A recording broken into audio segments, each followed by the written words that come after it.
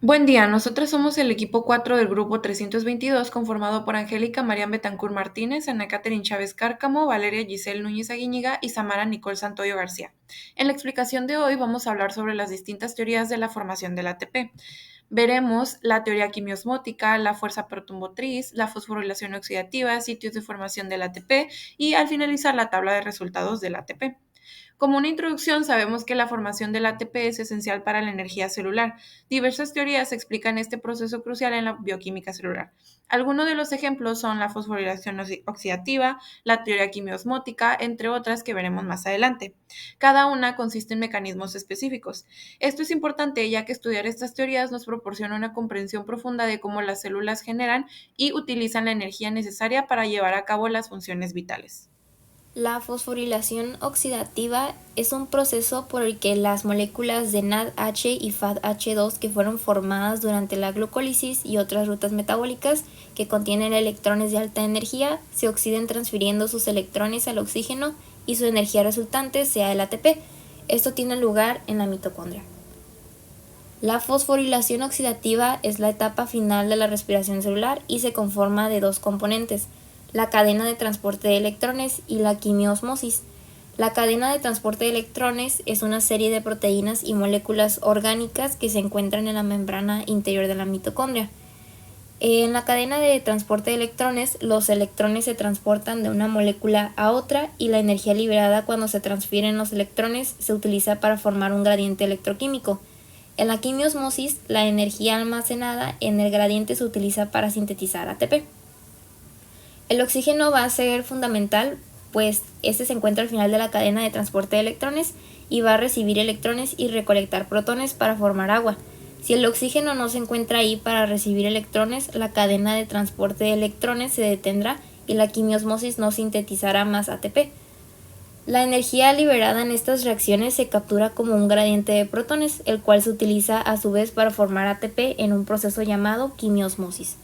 Los puntos claves fundamentales para la fosforilación oxidativa son la entrega de electrones por NADH y FADH2, los cuales son acarreadores de electrones reducidos en otros pasos de la respiración celular que transfieren sus electrones a las moléculas cercanas al inicio de la cadena de transporte. También la transferencia de electrones y bombeo de protones. Esta es conforme se mueven los electrones en la cadena, se desplazan de un nivel de energía más alto a uno más bajo, lo que libera energía. Parte de esta energía se utiliza para bombear iones de hidrógeno, lo que los desplaza fuera desde la matriz hacia el espacio intermembranal. Este bombeo establece un gradiente electroquímico. La separación de oxígeno molecular para formar agua y la síntesis de ATP impulsada por un gradiente.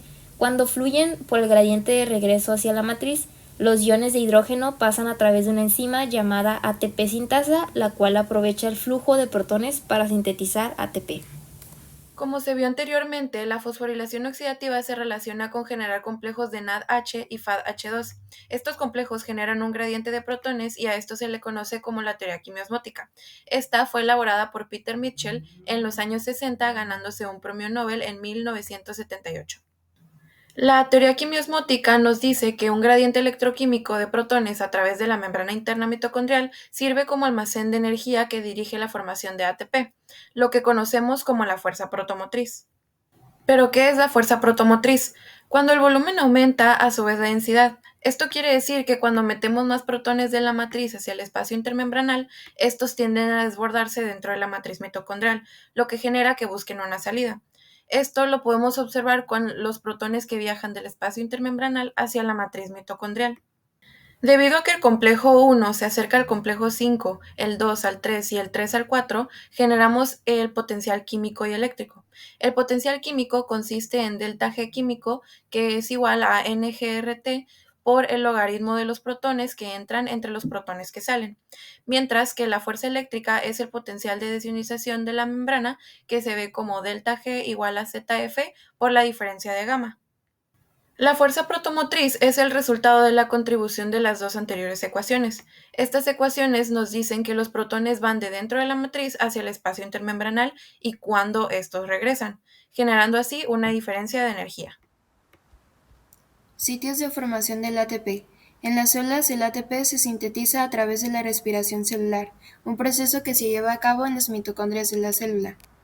Las mitocondrias poseen dos membranas, una externa que es bastante permeable a un gran número de iones debido a la presencia de muchas copias de la purina mitocondrial, y una interna que es impermeable a la mayoría de las moléculas. Sin embargo, producen numerosos intercambios entre el citosol y la matriz mitocondrial. Este intercambio está mediado por una serie de proteínas transportadoras, como lo es el NAD citosólico producido por la glucólisis y el transporte de ATP-ADP, y otros transportadores como el transportador de piruvato. Las reacciones químicas en la mitocondria. La primera reacción es la oxidación del piruvato o ácidos grasos a CO2, acoplada a la reducción de los compuestos portadores de electrones NAD y FAD a NAD y FAD2.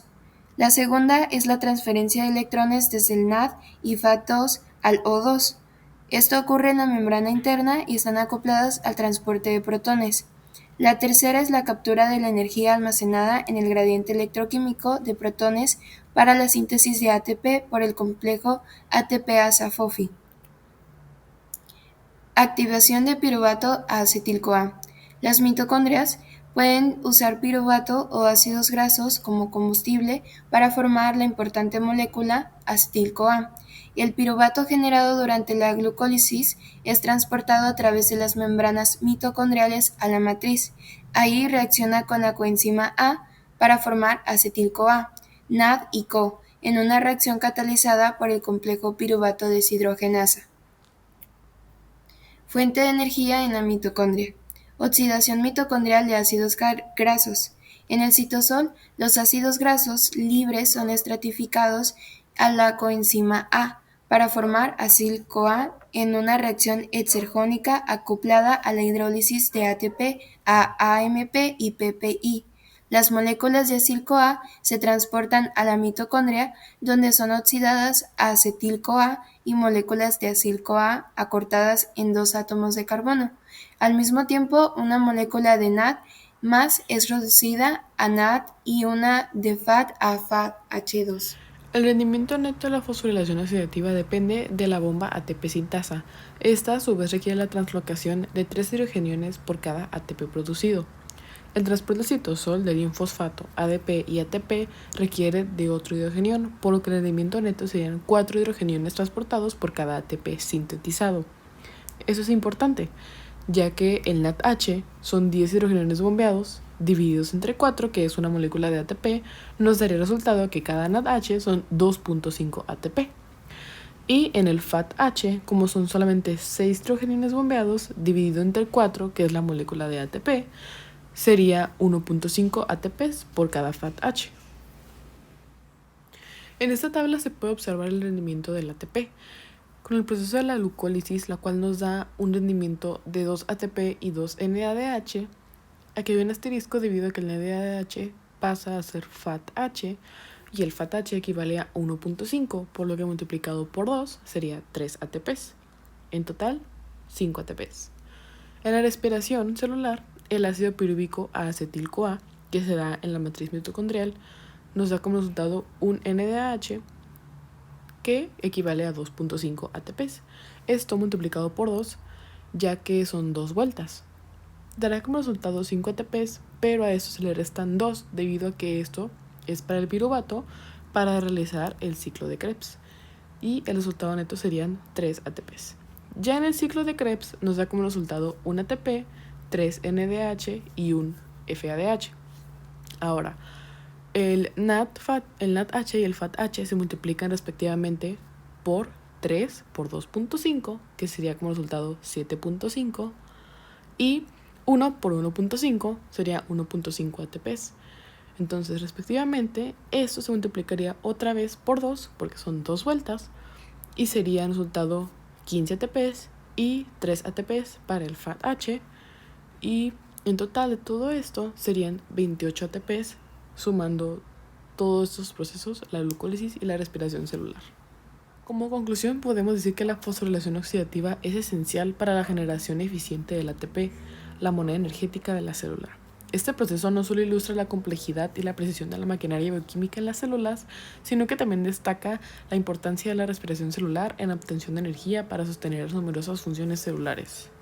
Comprender a fondo estos procesos y estas teorías para la obtención de ATP es fundamental para abordar diversas enfermedades y condiciones asociadas con disfunciones metabólicas. Por último, nada más queda decir que esta vía metabólica representa un ejemplo extraordinario de la ingeniería molecular que permite a las células convertir eficientemente los sustratos orgánicos en la energía necesaria para mantener la vida. Muchas gracias.